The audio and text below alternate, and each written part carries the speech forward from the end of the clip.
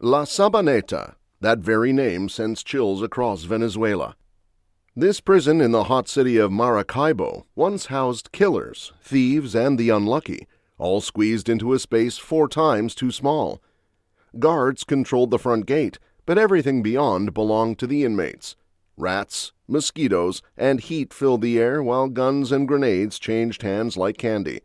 Today, we step inside that boiling chaos. From the feared Pran bosses to a massacre that shocked the world, you're about to see life where the law stopped at the walls.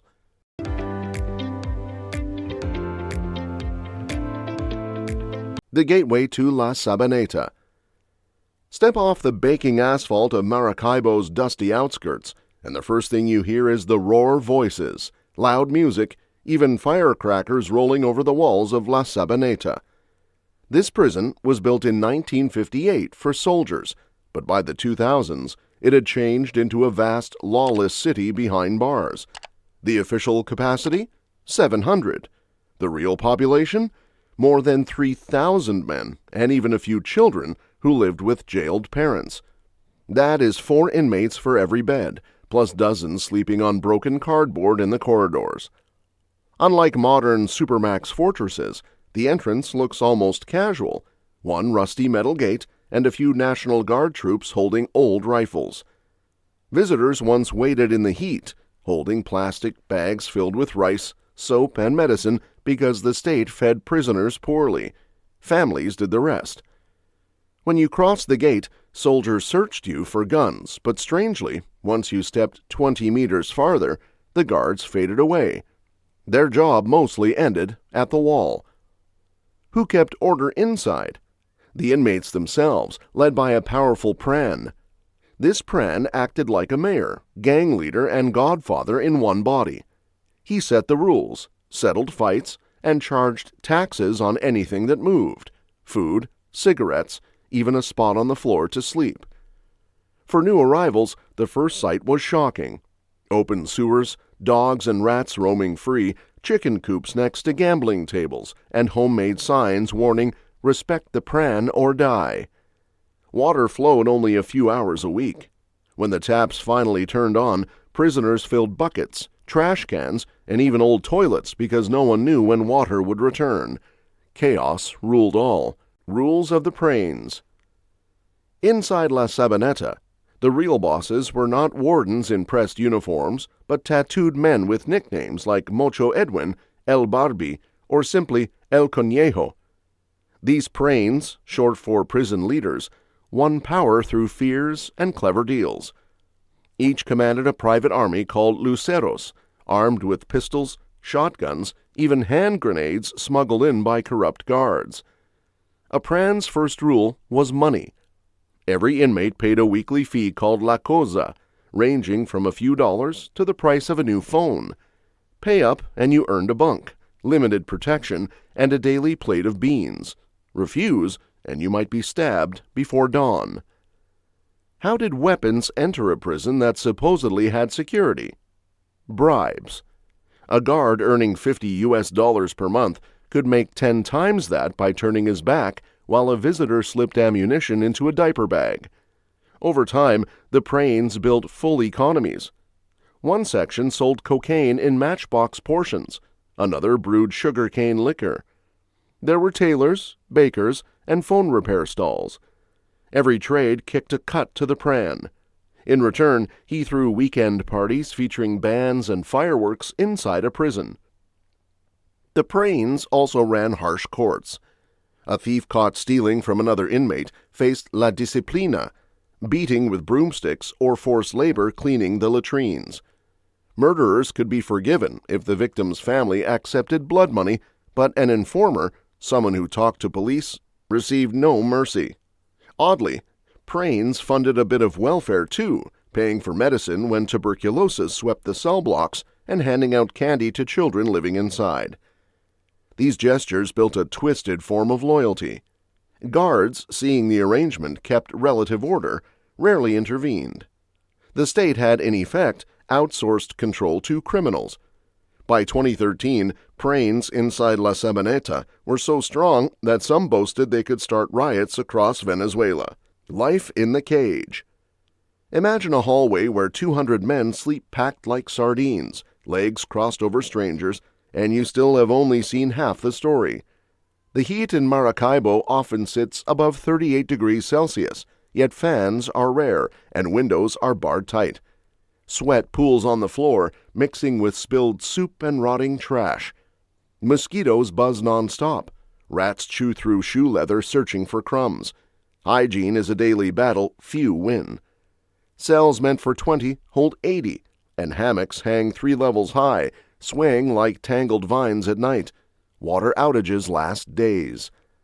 Toilet bowls become storage for foul liquid, and showers are buckets poured over heads in private corners.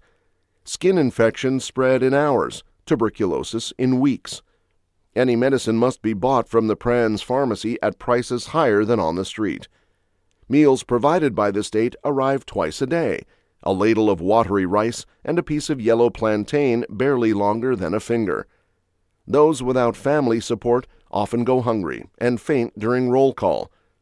To survive, inmates trade whatever skills they have, drawing tattoos, fixing radios, or telling fortunes with worn playing cards. Violence is never far. Guns fire during arguments over a hammock hook.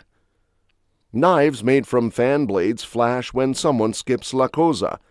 Yet there are also odd pockets of routine. A tiny chapel where inmates sing gospel at dawn, an improvised classroom where an older prisoner teaches algebra, and a muddy courtyard turned soccer pitch using bundled shirts as goalposts. Children who live inside play hide-and-seek around piles of scrap metal, watched by mothers convicted of drug crime. Their laughter echoes against concrete, and for a second sounds almost normal. Then a burst of fireworks from the Pran's tower reminds everyone of who truly rules. Hell breaks loose. By September 2013, tension inside La Sabaneta felt like a loaded gun. 2 rival Pranes argued over control of the profitable drug stalls in Pavilion B. Words turned into threats, threats into gunfire.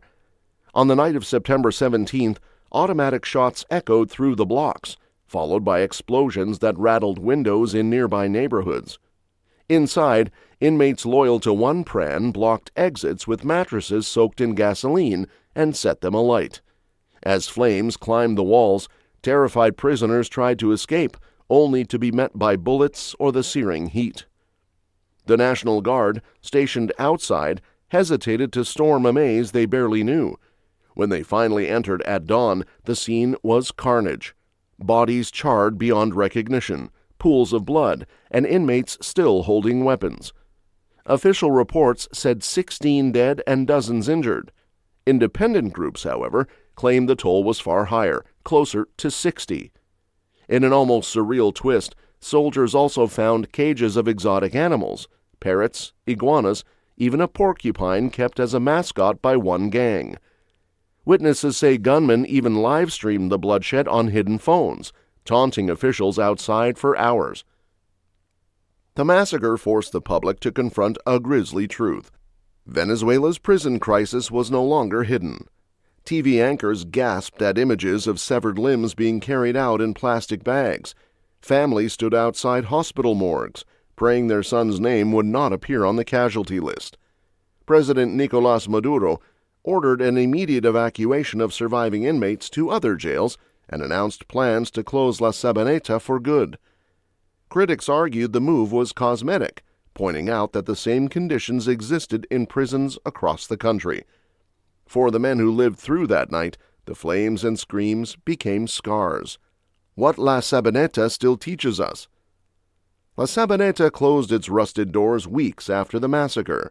Soldiers marched remaining inmates onto buses bound for new discipline centers, and engineers began ripping out wiring and patching bullet holes. Officials promised the site would become a museum, a reminder of past mistakes. Yet, for many Venezuelans, the lessons are far from over. In the months that followed, violence flared in other prisons where the relocated inmates arrived. Pranes simply set up shop in fresh territory, bringing their armies, their cosa taxes, and their brutal courts. The state had moved the problem, not solved it. Human rights groups called for deep reform, hiring more trained guards, cutting overcrowding, and ending pre-trial detention that leaves accused people waiting years for a court date. They urged the government to target corruption, the grease that allows guns, drugs, and even zoo animals to stroll past watchtowers. But without budgets and will, many fell back into the old pattern. Too many inmates, too few staff, and brains ready to fill the power vacuum. Stories of La Sabaneta still circulate in barrios. Parents warn children, behave or you'll end up there. Former inmates tell reporters about nights when the smell of smoke clung to their hair and gunshots served as lullabies. Psychologists describe PTSD cases in men who watched friends burn alive and could not save them. So, was La Sabaneta a one-off nightmare or a symbol of a wider crisis? That question remains open. What is clear is that any prison where the state retreats and lets gangs rule becomes a ticking bomb. Tell us your thoughts in the comments, and if you value honest stories about forgotten places, smash that subscribe button. Our next exploration might be closer to your home than you think.